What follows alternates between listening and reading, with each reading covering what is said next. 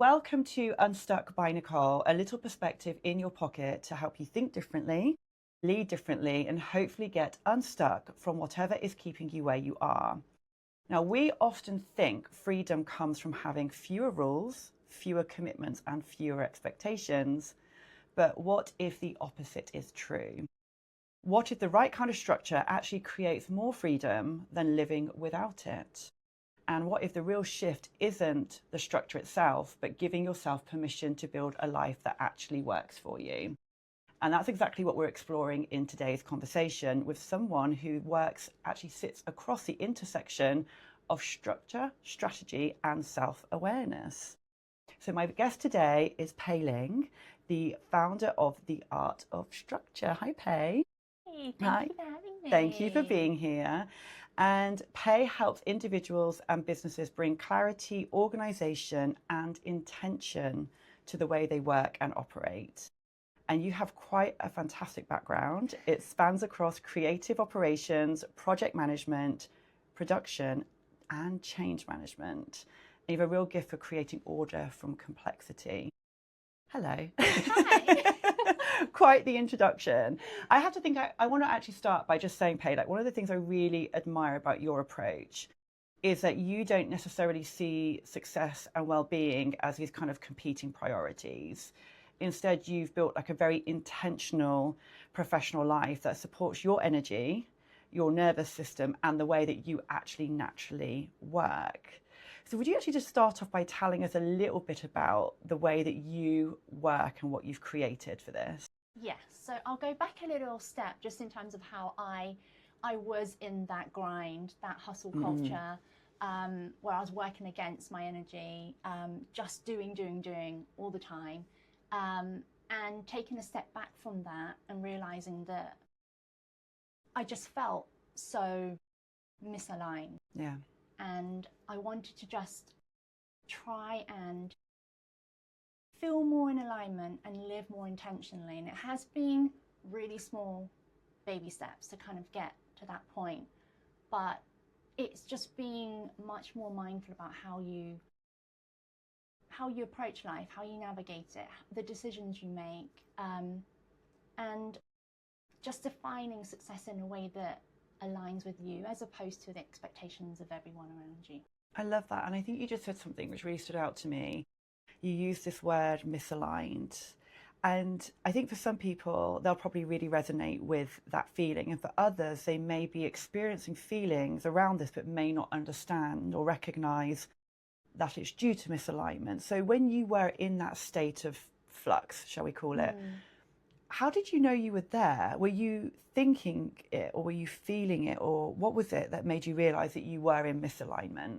So I think it came from just reacting to everything all the time and I was constantly vigilant, you know, just always waiting for something to happen. I didn't sleep for like a decade. Oh gosh, you must be really tired. It's such a long time that I didn't sleep. And it just felt like I was never present. So in moments when you're supposed to be enjoying life, at the weekends and the evenings, when I was with people, I found myself like feeling like I needed to check my phone, what's happening, like I didn't feel like I was fully present, and I knew something had to change because I wanted to make sure that I was, you know, spending time and doing things with people that I love and being there. And I think that was where the misalignment was. I was working to live, not living to work. Oh, that's the wrong way, isn't it? We know what you mean. So is that why you created The Art of Structure? Yeah, so that kind of came about because I knew the traditional way of working didn't work for me. I'm a natural experimenter, so I flipped between permanent roles to then going freelance and doing contract roles, but I found that those roles were it was basically doing a permanent role, but in 3 months or 6 months. It didn't really give me that freedom or alignment that I was looking for. It just meant that I had little of the office politics involvement and I could just jump around between those jobs. But I flipped between those two states for a good few years until I really started to think about, okay, what do I want? How do I want to bring purpose and meaning into my life that isn't necessarily like driven by a job title or a salary or the kudos of having like a fun job, because everyone would always say, you're so lucky you have such a fun job. And I know, and I'm really grateful for the opportunities that I've had. It used to break my heart when I'd mentor people and they'd be like, how did you get into fashion? And I was like, I fell into it. And that kind of was like, oh, because I'm so lucky to have been in a place that people really want to get to, but I was also trying to kind of come out of it in a sense, but still working in that arena, but in a very different way. And so the art structure came about because I just was like, okay, what can I do? I just want a platform, something. I don't know what I'm going to do with it. I don't know what it is, but I want to build something. So I almost did the opposite of what someone like me would do, and I created something that had no purpose at that point. But I just knew I wanted to do something with it. It was just a side hustle that never really felt like a side hustle, but it wasn't, I didn't have a concrete plan. Like, I've never been one of those people, despite loving structure and planning, I don't have a 5-year plan. I never planned my life like that. My life kind of always has flowed, and I found my rhythm, as opposed to being like, I want to do X, Y, Z in 5-10 years time. Knowing you the way I know you, I now know that you are more intentional with the art structure. And what was it that made you flip from this, as you just called it, kind of side hustle, experimental phase, into more intentional focus with them? So I would say, probably like everyone else, 2020 was the time when we all realized that there are different ways of working. And I think we've always just been, it's always been shoved in front of it. There's only one way. There's only a one linear way of being successful.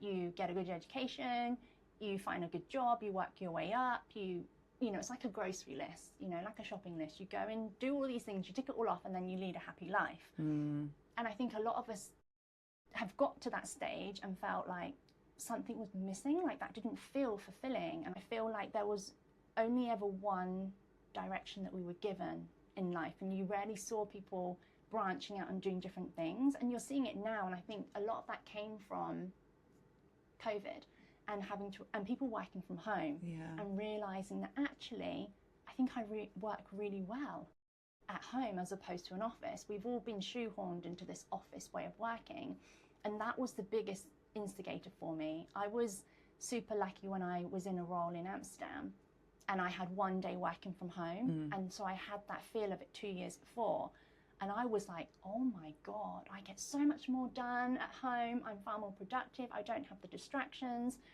And I think it's like having that was almost like a lightning bolt for people. Like, we can work a different way. There's another way of working. You don't have to work in one linear direction. Absolutely. And I think your journey is so interesting because, as somebody who is naturally very gifted in the art of structure and process and that world, you're also quite experimental, as you mentioned, and quite free-spirited. So I think it's been a really interesting journey to see how you've created the art of structure, the intention behind it, but also then how that gives you the freedom, which is what we kind of really want to explore today, is when we stop trying to force ourselves into somebody else's definition of what success looks like, and actually start creating structures that actually genuinely support us independently. Because I think sometimes freedom isn't found in fewer commitments, it's sometimes just having the right ones. Would you say that's fair? 100%. Okay. Yeah, totally agree with that. I think people find structure quite, I've met so much resistance in the world that I work in, the creative world, the industry. You get creatives who love structure, and they're the people that I'm like, oh my God, I love you guys. And then you get the others who are a little bit like, but I don't want to do that then, and I feel like doing this now, And there are ways of working around that, but I think structure ultimately gives you a direction. Yeah. It helps you intentionally move in a way that I guess is aligned if you're using it correctly. If you're using it in a way that's just a one size fits all, like I have to wake up at this time, go to bed at this time, have lunch at this time, and it's all regimented, then that does feel really restrictive. Yeah. But I really believe we can define our own structure. But I do think that everybody needs some form of structure. Like I can't imagine just waking up one day and not knowing what I was doing at all. Yeah. Like, you'd have to have some idea, even if it's just a master list. Okay, these are the tasks I need to get through today or tomorrow or the week. And then the freedom comes from when you do those things based on how you feel, what you want to prioritize, and then I guess what is a priority as well. Because let's not forget that we always have demands on us. Yes. And so you can't always decide when to do things. That's just not life. I mean, you have to be responsible and you have to do things at a certain time if they're needed. But what it gives you is this point of reference of where you can do things when you feel that you have the energy for it. Yeah. Or like working with the way that your energy works throughout the day and aligning those tasks with it is just the alignment that I was looking for in terms of being more intentional with my time. And you don't always get to work in that way. You know, I don't always get to have a day of focus, which I love, but that's okay, because then I can have that day of focus later and I can do that work on another day, as opposed to a day when I'm flitting between meetings and different tasks and I don't have that focus time. And just knowing when your energy is up and down and just being able to align that with what you're working with, I think is a game changer. I love that reframe, because honestly, my personality profile is anti-structure. We know this. We know this. I'm very free in my thinking and my doing and the way I get empowered. However, I have to admit that the integration of some level of structure makes me consistent. And my personality profile type also requires consistency to be able to actually put things into practice. So yes, previously I was very anti-structure, but actually I have to say that as I've maybe matured, shall we say, structure has definitely supported me in achieving my goals and success, because it's actually driven that consistency, which is what personally I need. So let's just kind of take a second to step back and think about this kind of definition of what success could mean to people. What did you get taught that success looked like from a young age growing up? It was just about achievement.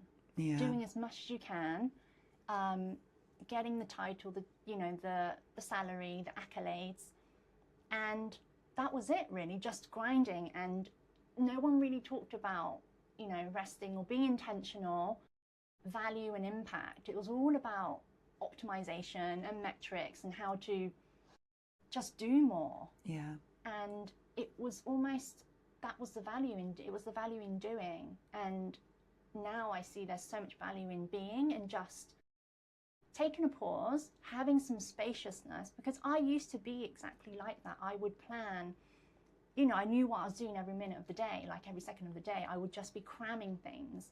But actually that was, I think when you're capable and you're able to work at that kind of pace, there's a danger in it, because you're just always forever going and you don't allow yourself that time to rest. And I think that was my nervous system just breaking down. Yeah, oh, for sure. Yeah. I think, and I feel like everyone I speak to now, and admittedly a lot of the people I speak to are, in their late 30s, 40s, 50s onwards. And I think people are now changing the permission they're giving themselves to what success looks like. And I think that's really empowering, that people are stepping back and saying, yeah, that used to be what I thought success was like. But now actually, to me, it isn't about having all the awards or all the best titles. It is about being present and healthy.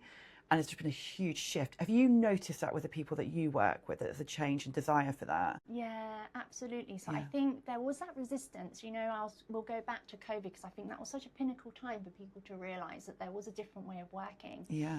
And when we were then told to go back to the old way, there was resistance there, because it was almost like, well, why are we going back? It feels so archaic. Like, you can get more collaboration, you have more talent if you can work more remotely and just in a much more flexible way and a much more fluid way. And I think that was when the penny dropped for a lot of people. It was like, I can live a different life if I want to.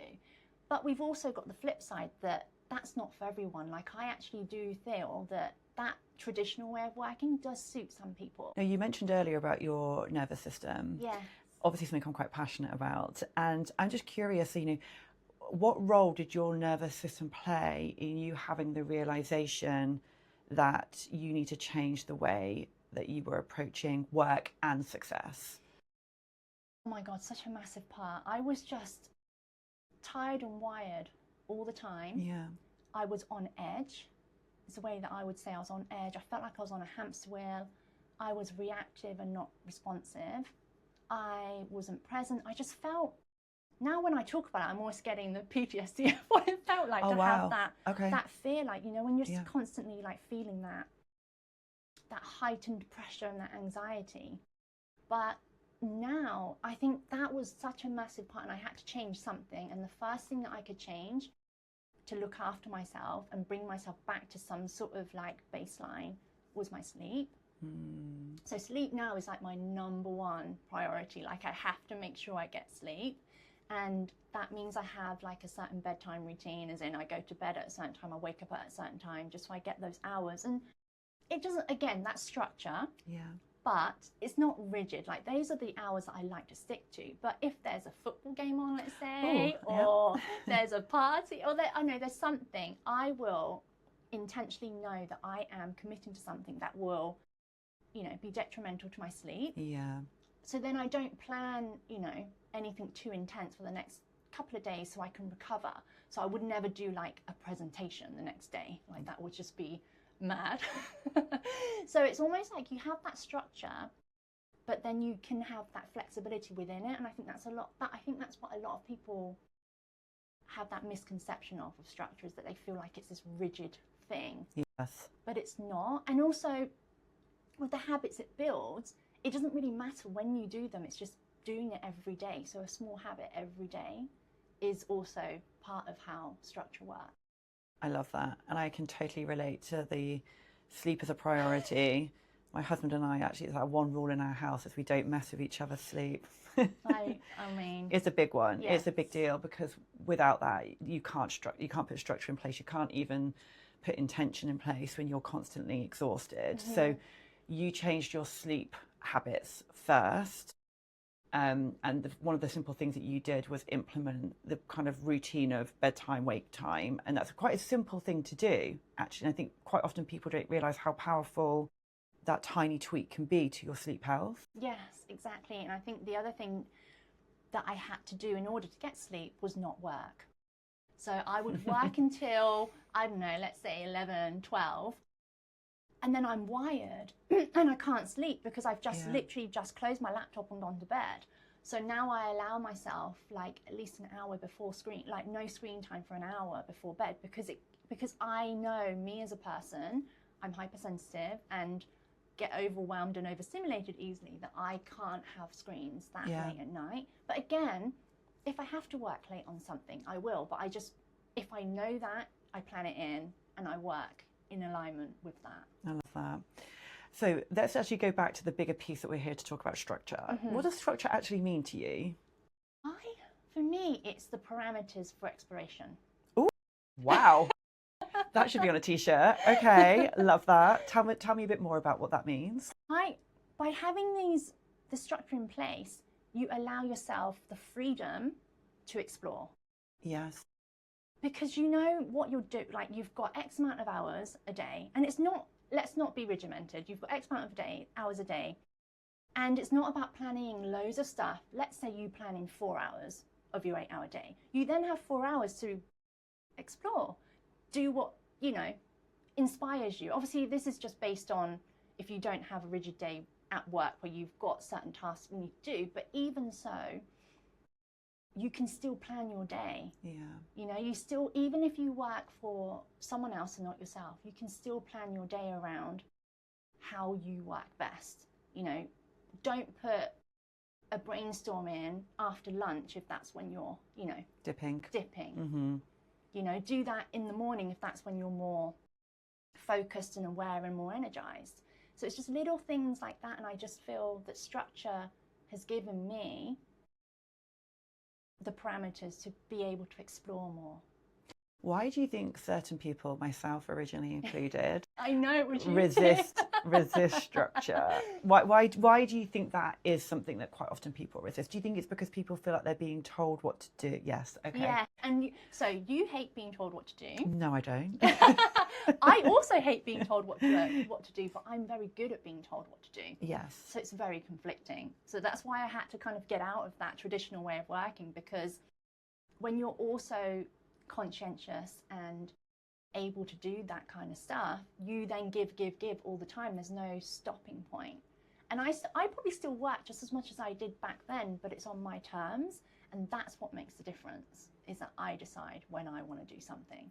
So if people feel that having structure is them being told what to do you have any suggestion on what we could do? Maybe it's just a reframing thought, but like, what can we do to help ourselves get out of our own way? Because quite often that resistance shows up as stubbornness, if we're honest, and I would admit that I definitely can be stubborn.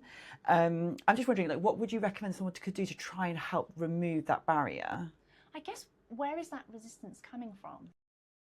Because I resist to a degree, but I'm also, like I said, very like amenable, and I will just do what I'm told, but I'll just be begrudgingly annoyed about it. But like, where does that come from? Is it that it's from being told what to do when you know, were at school or a child? Like, where does that resistance come from? And then I guess that's how you tackle the reframe, as in, it's structure is there to serve you, not to hinder you. And I think that's the slight flip that I think maybe people need to start thinking about it differently, that it doesn't have to be rigid. I think that's what it is. It actually serves flexibility. It just gives you parameters. Yeah. And I think and you need parameters, otherwise where are you going? What are you doing? What direction are you going in? So are you almost saying that certain structure can actually create more freedom if you use it in the right way, and you use it in a way that aligns with maybe your personality or communication style? Okay. Exactly. So you define your own version of structure. Yeah. So whatever works for you. So if it is that you know, some people do love like tasks every single day. They want everything laid out, and that's their structure. Some people, I'm kind of middle ground, where I have like, okay, I need to do this and this and this today, but I've got these other tasks that I've got the week to do. Yeah. So I can fit them in when I kind of feel like I've got that inspiration or energy, etc. I mean, you know, I try not to put off the hard things too much, like finance. Yeah, eat that frog nice and early, as we say. Yeah. And also knowing like your style, because I know that we differ in terms of, and I'm trying to be a little bit more like you with my approach, like tackling the big stuff first and not the smaller stuff. Because when I tackle the small stuff, there's always more small stuff. And so you never get to the big thing that you really want to work on. So even for me now, I'm learning to try and put a cap on it. Like the first hour of the morning, whilst I'm easing into the day, I'll do the small stuff. And then I'm like, not doing it anymore. I'm now in my like energized zone where I can do anything. I can be creative, I can strategize, I can do finance, utilize that. Even though the small stuff in my head's annoying me, after the first, 15, 20 minutes, it's gone, because I'm in the flow state and I'm in the flow of what I'm doing. But just even switching those things around, and sometimes we're our own worst enemy. Yeah. And actually, there's one thing that I don't think we necessarily mentioned at the beginning as the introduction for yourself, is that part of the style of work that you do is fractional work. Now, I think some people listening probably have heard of this word fractional. Some will know what it means, some won't. Can you explain to us what a fractional work approach actually is? Yes. So I'll differentiate between part-time and fractional. So that, I think that's where the confusion lies. So part-time, let's say you work 3 days a week, you have set hours on those 3 days. Whereas fractional, you work 3 days across the week. So you will do 3 days work, but your hours will vary across the week, depending on priorities and what the client needs. So some days I'll work with a client and I have like a quieter Monday, but then my Wednesday is really busy because I know I've got more things coming in on that day. Or you're waiting for client feedback, so then you have like a quiet moment. It's just a more fluid way of working, and it means you have control and autonomy of your schedule, which is a really big thing for me. Structured freedom, basically. Yes, exactly. Yeah. Is that what led you towards this world of fractional work? Because it's quite a known thing for a lot of people, fractional work. It's even unknown for a lot of clients. They've never heard of it themselves sometimes, and it's actually introducing that concept to them. So do you feel like there's any resistance from the client side with the use of a fractional style of work? So it's interesting. So when I first went into it, you have to be, and at first it's a little bit of an educational piece, because they're like, what days are you working? What hours are you working that day though? What specific time are you working? And but then they understand that actually it's fluid. And I think a lot of it is control. And I think that's where we come into play with our don't like being told what to do, is the control. So when you don't know when someone's working, you're like, well, are they actually working? Oh, right, yes. Because if you know that somebody is working 9 to 5, you've got their, I mean, I hate to say the word, but this is kind of where I get the resistance from it. Yeah. Is their time is owned by that company between 9 and 5 on that day. And I think that's what I really struggled with. So our similar value is freedom. Freedom, yeah. But for me, it was more, I think mine is also autonomy as well, just having that autonomy over my schedule. And I found it really when that was crossed, it was just horrid. I felt like I needed to really carve out, if I wanted to go and watch the sunset at 4 p.m, I could do it and then catch up on my work later. Yeah. But it almost felt like I was, on someone else's time. It's like a trust-based relationship, really. Exactly. I mean, when you decided to move into fractional style of working as part of your kind of professional solution, what fears did you have around stepping into that kind of transition? Because it is a change for a lot of people, moving from either a contract or permanent role, even temporary, or part-time permanent, but going into fractional. Did you have any fears? Because I'm sure there's people who have been thinking about doing this and a bit nervous to dip their toe into the water. Yeah. So many fears. So the fears weren't on my capability, because I think a lot of it, I think fractional work will only suit you if you are able to, if you're self-driven, if you're able to manage your own time and schedule, because you're not being clocked in certain times and hours in the old kind of way. It's being able to manage that time. Yeah. And although I say I'm competent in it, there have been times when I've taken on too much work, or I've underestimated how long something would take as well. Sure. But I would say that the fears came from, would anyone want this? Is there an appetite for this type of role? And a lot of the time when you find freelance, let's say project management roles, they are always 9 to 6, 5 days a week. But actually, in reality, if you're only looking after 1 or 2 projects, you could do those in 3 days. So the way my sell-in to the client is that they get the full service across the week, but just the hours that they need. And it seems to be, I think there's a lot more movement in that area now. There seems to be a lot more people more aligned with that way of working. I even see when you go onto LinkedIn these days, you see people, fractional director, fractional CEO, you actually even see that word way more than you ever used to. So it's definitely clearly becoming a movement. Yeah. And I think it's really, I mean, it's called for. It's a great way to work if that suits you. You know, if you're a working mum, for example, that would really suit you to be able to work in that way. She can do all the, kids pickups and drop-offs. Or just in general, if like us, we like a bit of variety in our career, in our life, that you can dip in and out of different projects and you have full control of your time, which for me is a really important thing. What does a successful week look like to you right now? A slow morning. Cups of tea. Cup of tea. Slow morning. Clients that align with what I want to do in terms of the type of projects, the people that I work with. Being able to have room to breathe, that's spaciousness. So a Japanese philosophy is yutori, which I've really been really trying to practice in my life as well, because we're both very similar. We do try to pack things in, probably a little bit too much. Maybe just a tad. And I always find myself going back to my old ways of like just jamming things Right. in. And so having that, I think having that flexibility in the way I work as well enables me to have that breathing space. But my ideal week would be having a task that I can kind of decide when to work on. Yeah.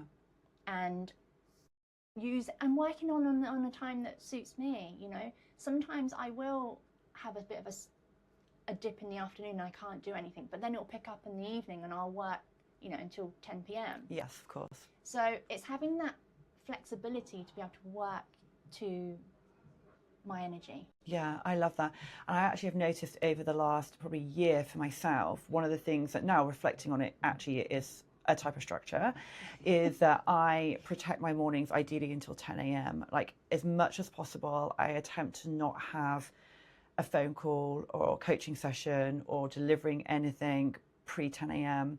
And it just gives me that time in the morning to move at the pace that I need to feel like I can then do my best work. Doesn't always work that way, but I certainly do that. And that's something that I feel like is my ideal week, is no calls before 10 a.m. any day. We're aligned on that. We're totally aligned on that. And that is structure, I'm sorry to tell you. Oh dear. No, it's not.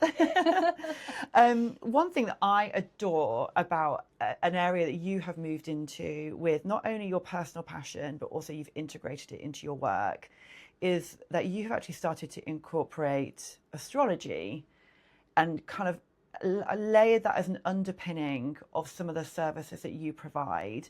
What role does astrology play for you? Because I actually think it's really interesting having the concept of structure and astrology merge. And I don't know why I feel like that, but I feel like they're two very interesting topics to bring together. So what role does that play for you in your working world? So I'm a walking contradiction, let's say. I'm so paradoxical. There's so many things, you know, like, you know, you say that I love structure, but I'm also quite free-spirited. Mm-hmm. I have like, you know, very, you know, process-driven, but also like love astrology and things that you cannot even define or put into a box. So what I love about astrology, so I've loved it since I was a child. I can't remember when, but I just have always loved it as a way of understanding myself. Yeah. And as I've got more and more in tune to it, and you get more than just your sun sign and you start looking at everything else, you realize that actually it really helps you understand different areas of your life and how you approach different things. So your moon for your emotions and your I guess your environment and your how you like to be nurtured, and your Mars and how you're driven and how you're motivated. So when you're able to look at those, you can start building almost like a framework, or not even a framework because that sounds very structural, but more of you have insight into why you work in different ways, why you not that everything needs a reason, but it's almost gives you that validation or that, I guess, that insight into why you are the way you are and how everyone is different. And so with astrology, I have always wanted to weave this into my professional life in some shape or form, and I found a way. So there are certain placements in astrology that lend themselves to your productivity levels. Okay. And so I had that aha moment of being able to give clients that insight into a practical tool for astrology. Because I think a lot of the time when you think about astrology or human design or any of the other tools that are for self-awareness, they all feel a bit like there isn't a practical application. Yes. And I think that's where it gets lost, because the tools exist so that you can put them into a practical application, but I think that gets lost in the message sometimes. Okay. And so it's a way to give people a deeper insight into how they work. So for example, my moon is in Cancer, and it's when you see that and you're like, okay, that's why you love working at home, because it's comfort, it's safe, it's a nurturing environment. And because the Cancer moon's quite porous, I don't have all of the energy and the emotions from being in an office that leave me really like drained. And that's not to say I don't see value in working in an office. I do. I'm really collaborative. That's the other thing that's really like paradoxical with me, is that I love solitude, but I love, like, connection is one of my values as well. But I guess for me, it's more when it has purpose and meaning, and not going in just because I have to go into an office 9 to 5. And that's not to say that that doesn't serve people, because I know that people do well in offices too. Yes. So again, it's not, when I say that my point of view is this, it's more that's what works for me. Yes. And it's not that everyone shouldn't work in an office now and everyone should work from home. It's actually what works for me. The use of astrology just helps almost reaffirm some of those things for your coaches that you coach clients for, and you bring that in and you help them understand why they may be doing things the way that they might be doing it as a result of like integrating astrology and blending that with your coaching techniques. Yes, exactly. Okay.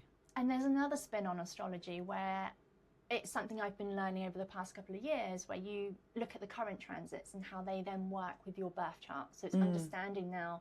It's not predictive. It's more what's happening in the sky and how can I make that work in my favour. Yeah. So we all know Mercury retrograde.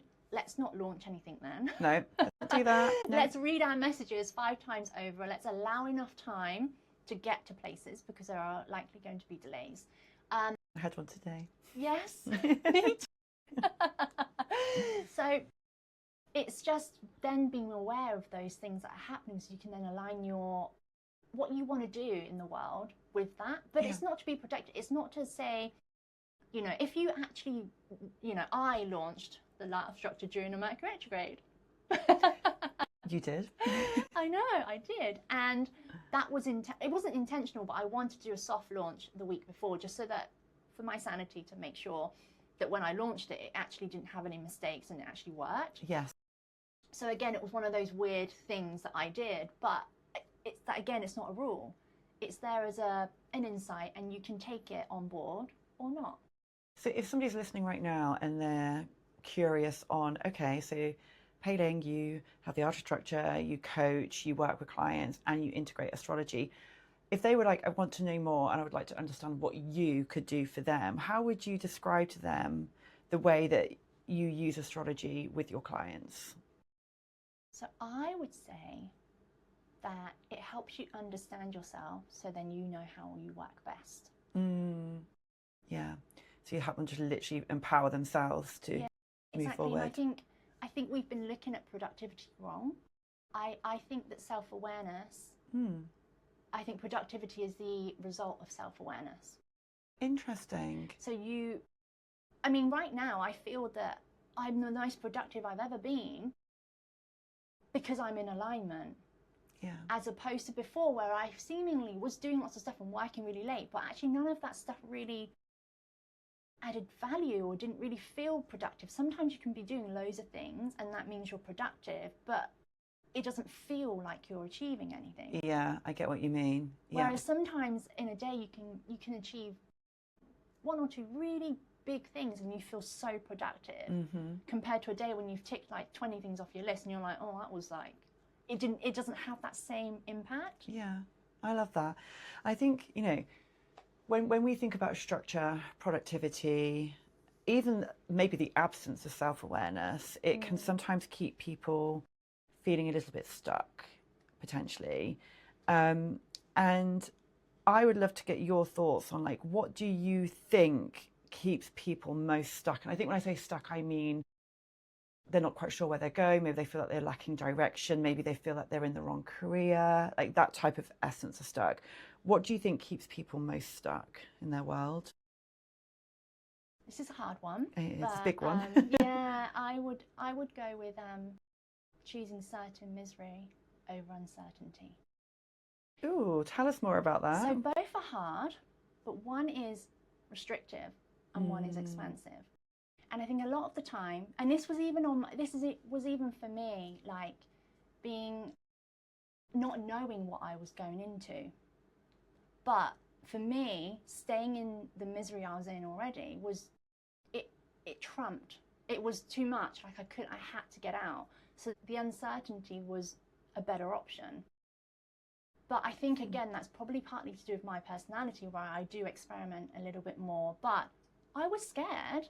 Like, I didn't know what I was doing. And I think a lot of the time, and it's sad to say it, but I think a lot of the time it's money related. Yeah, of course, which plays a huge part. It plays such a huge part in our lives. And it's not, and it's been something that I've had to really have this real tug and pull with my freedom and security, because security isn't one of my values, but obviously we all value security in some shape or form. Of course. We all need, money to survive. Yeah.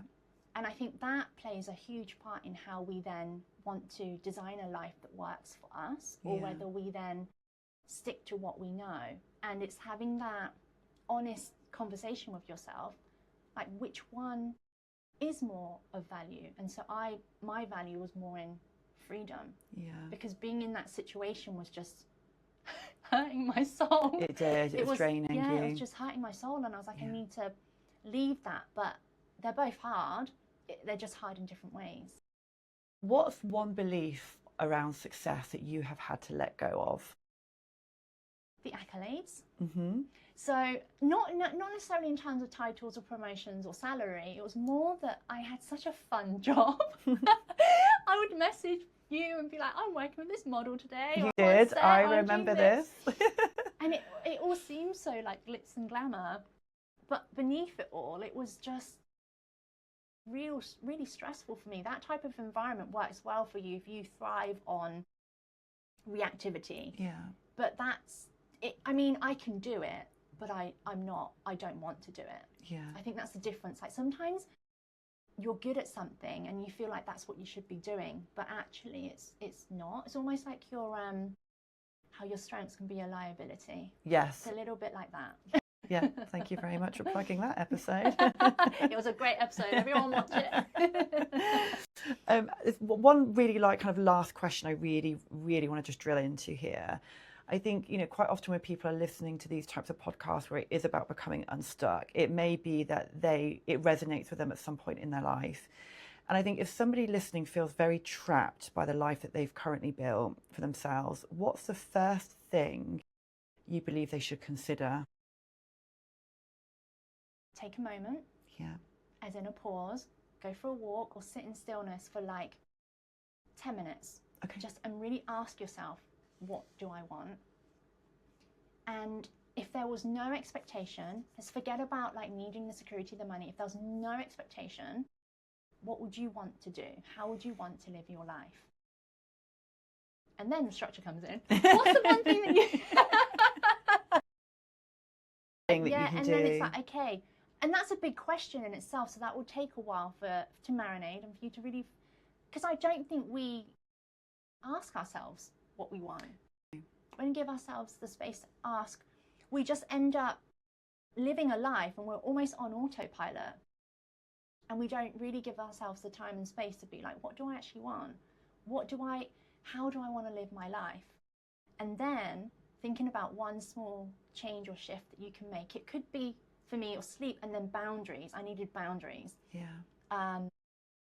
And then just working your way through that. And once you make that one shift, I think we need to also forget about things happening really quickly, because it doesn't happen quickly. Like, my journey has been a decade, and it doesn't happen quickly. So just one shift, and then the more you do that one shift, and then there's more, and then there's more, and it all just builds up and it compounds. And before you know it, you're probably inviting more joy and excitement, or whatever you want in your life. I think it's just taking that moment to ask yourself what it is that's making you feel trapped, and what it is that you can do to, it's not going to alleviate it straight away, but something for you.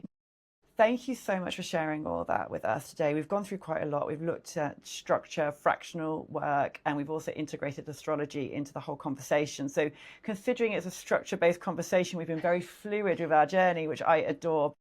Thank you so much, Pei Ling. I really appreciate you being here and taking the time to share your experience and your insight and your expertise with everybody. Thank you too. Thank you for having me. Absolutely. I loved it.